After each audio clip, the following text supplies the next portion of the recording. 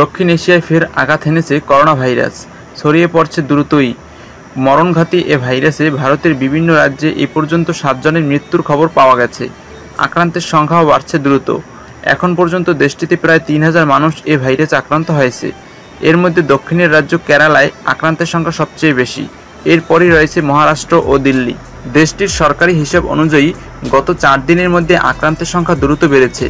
গত 26 মে পর্যন্ত ভারতে মোট 1010 জন আক্রান্ত হওয়ার রেকর্ড করা হয়। স্বাস্থ্য ও পরিবার কল্যাণ মন্ত্রণালয়ের সরকারি তথ্য অনুযায়ী 30 মে পর্যন্ত মোট এই সংখ্যা 2710 জনে দাঁড়িয়েছে।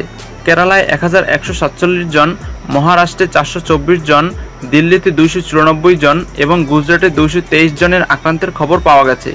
তামিলনাড়ুতে এখন পর্যন্ত মোট 148 জন আক্রান্ত হওয়ার খবর পাওয়া গেছে।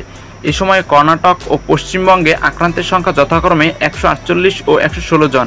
রাজস্থানে 51 জন, উত্তরপ্রদেশে 42 জন। এছাড়াও উড়িষ্যা, পাঞ্জাব ও জম্মু কাশ্মীরেও করোনায় আক্রান্তের খবর পাওয়া গেছে।